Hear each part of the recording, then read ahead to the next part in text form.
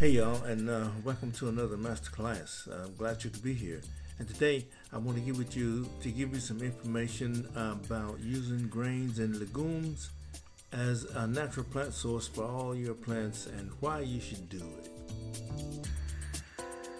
And if you like these videos, please give us a like and subscribe to our channel and hit that notification bell to get all our upcoming videos. So let's get down with it. Different grains and legumes such as alfalfa, soybean, quinoa, kidney beans, black beans, white beans, oats, dinkel, buckwheat, rice, and millet, for instance, contain the highest amounts of natural growth hormones available in plants. Soybean has all 9 essential amino acids, making it the perfect food for plants and humans alike. Soybean is actually a legume, but it contains the highest amounts of plant growth hormones than almost all plants. It contains high amounts of nitrates, phosphorus, potassium, and proteins. It's also a good source for sulfur, silica, amino acids, auxins, cytokinin, and gibberellins. Soybean contains the highest level of the amino acid glycine found in any plant. And the amino acid composition of soybean protein is close to that of animal protein. In particular, the content of exogenous amino acids such as valine, leucine, and tryptophan, for instance. So now I'm going to show you how to extract the nutrients from these beans to make a great fertilizer for all your plants. So what you see here is 200 grams of soybean and 400 grams of water.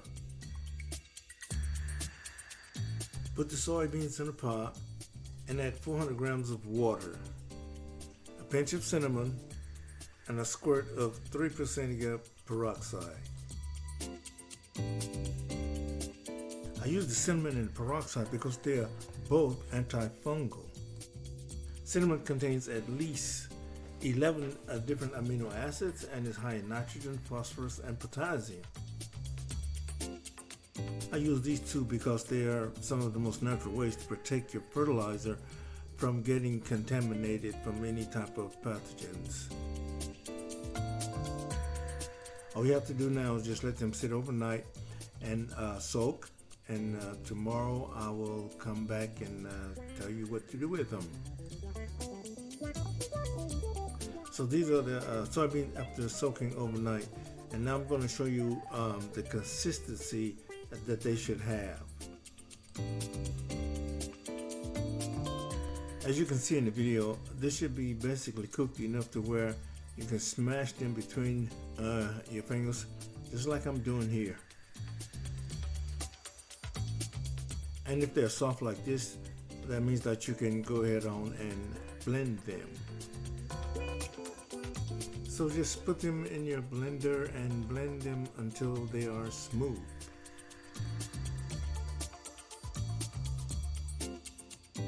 So what I'm doing is extracting the sulfur content from these beans, which means that I have to steam them, which I've already done, and the process took approximately 2 hours. So now we're going to blend them. I'm going to put them in a pot with 300 milliliters of water. So this will take a few minutes, so I'll be back in a little bit.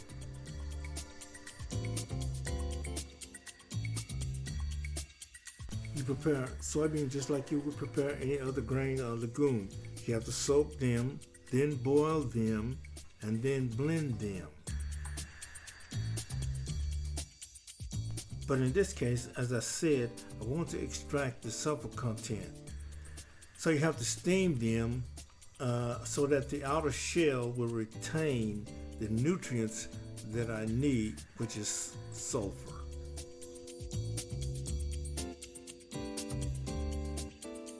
Soak, boil, blend. These are the steps. Just remember that, and you will be able to make fertilizer from any type grain or legume. So I've already blended it, and you can see the consistency. And whatever size jar you use, make sure that you do not fill it completely up. So after blending, the consistency should be rather thick. And what you see here is the pure blended soybean. And what I do next is to add 1 to 2 tablespoons of brown sugar and stir just a little bit. So after I do this, I close it with a breathable top and put it in a dark place to ferment. And make sure that you do not use a top like the one shown here in this video. So you have to have a breathable top, which means some type of cloth that you can put over the jar, the container that you have your fertilizer in, and cover it that way, just as I'm doing right here in this video. So now you have your fertilizer, and what you do now is just put it in a dark place and let it sit for approximately 10 days.